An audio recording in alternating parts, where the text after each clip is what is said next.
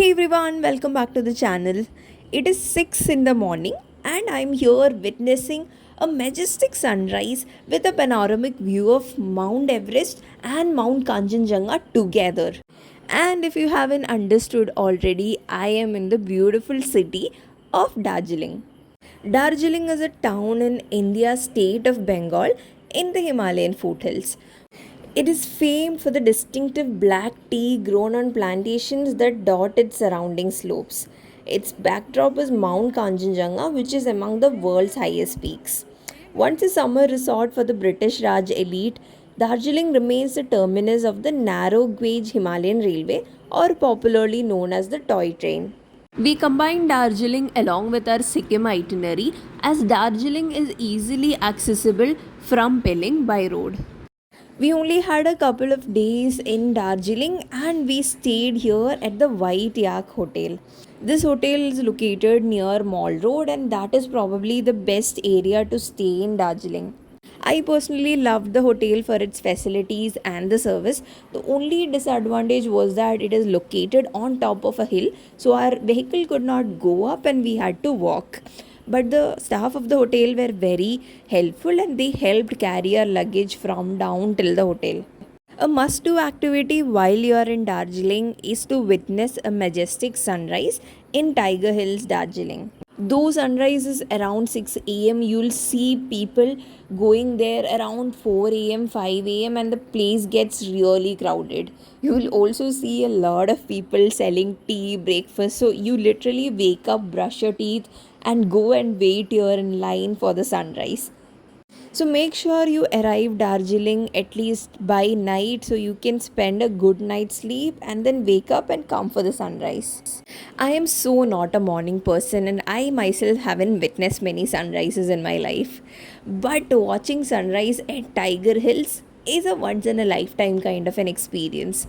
The golden rays touching the horizon is truly magical and it's pretty much a collective experience. There will be a lot of people around you. People start cheering when you actually see that first ray of light hit.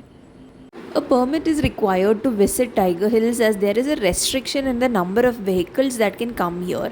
Your driver can obtain the permit from the traffic officer by paying 200 rupees per vehicle, that includes parking charges as well.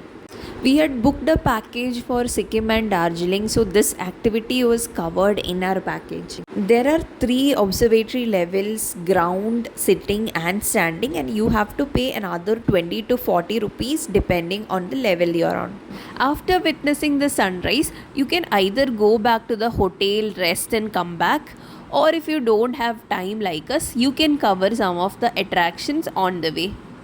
Our first stop was the Japanese Buddhist temple, which is located only about 10 minutes away from Tiger Hills. The entrance to this place is free of cost, and if you come early in the morning after the sunrise, it is going to be quite peaceful here. Our next stop was the oldest Tibetan Buddhist monastery in Darjeeling, known as Yiga Choling or Ghoom Monastery. It lies at an elevation of 8,000 feet and is another must visit place. Our next stop was the Bastasia Loop. Bastasia Loop is a spiral railway created to lower the gradient of ascent of Darjeeling Himalayan Railway. At a point, this track will spiral around itself from the bottom of the hill and over the hilltop. This place is open every day from 9 to 5 and you can have majestic views of Kanchenjunga from this point. There is an entry fee of 20 rupees, but if you've already purchased a toy train ticket, the entry is free of cost. You will also find lots of vendors here and you can also dress in traditional Darjeeling style clothes for just 50 rupees. Now, if you've been to Vietnam or if you have seen reels of Vietnam, you would have seen a train street in Hanoi, which is also a railway street and a unique tourist attraction. Trains pass close to homes and shops on a very narrow street. You will find something similar here in Bastasia Loop. Around the railway lines, you will see a lot of vendors selling everything from Darjeeling tea to clothes, vegetables. So it's a daily market that operates here, and even when train passes by, it is in its full swing. Did you know Bastasia Loop was constructed in 1919 and this place has been around for more than 100 years now? It is quite fascinating that Bastasia Loop has not gained as much traction as you would see for a train street in Hanoi. After all that sightseeing, we are now proceeding back to our hotel for some lunch and some rest. Later in the night, make sure you keep couple of hours for visiting the Mall Road. Mall Road, Darjeeling is the vibrating pulse of the city. This is where locals and tourists come to do all the shopping, find good street food, and socialize with people. You will find great souvenirs and items like Darjeeling tea and handicrafts from Mall Road. While you're strolling through the busy Mall Road, I am quite certain that you can't resist the aroma of freshly baked goodies from nearby Glenary's bakery. Glenary's has stood the test of time for more than 150 years and it has an old world charm that is unmissable. From the building's facade to the warm and cozy interiors, and of course the delicious food, it is easy to see why Glenary's is such a people's favorite. They have three levels of seating and are almost always full.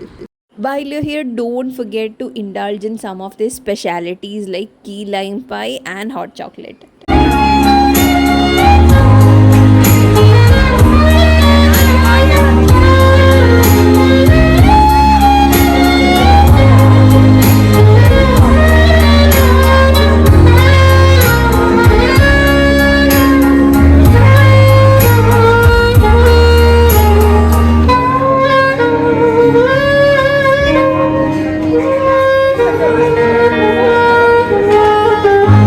That is a wrap on our day 1 exploring Darjeeling, and now we are going back to the hotel.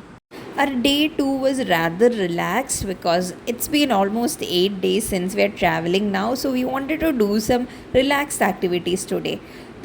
Now, this is a hidden gem in Darjeeling, and not many tourists are aware of this place.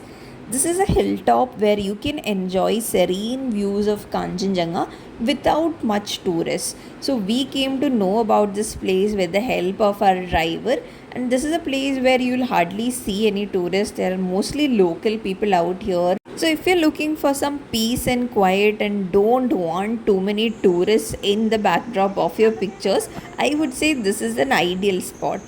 They also have some benches so you can sit here. There were people who came with their dogs, and there is also a watchtower nearby where you can go up and then watch majestic views of Kanchenjunga again. This place was so peaceful, we did not feel like going from here only. We sat here for more than an hour just doing nothing and admiring the beauty. After the relaxed time, we are now proceeding towards our next destination. So this place was en route our destination. That's why we took a stop here. Our actual destination for the day was this Pine View Forest. So this place is called Lama Hatta, and this is a small village located about 23 kilometers away from the main town of Darjeeling. It is surrounded by pine forest and a beautiful view of Mount Kanchenjunga. So if you have some extra time, do try to come out of the city of Darjeeling and explore this gem of a place known as Lama Hatta. Because this is a remote village being developed by the locals with the help of state government, you won't find any hotels here, so you can't stay in this place. A lot of Bollywood movies and Bengali movies were shot at this place, and you'll find posters of all the movies and series that were shot at this place. Apparently, it's not just movies that are shot here, it seems like a lot of pre wedding shoots also happen here. There weren't any tourists at this spot, and for the entire time we spent here, we had the whole place to ourselves. We got back to Mall Road by lunchtime and decided to check out yet another famous restaurant in Mall Road. This is a Tibetan restaurant called Kunga Restaurant, and you'll always see lines outside this small restaurant.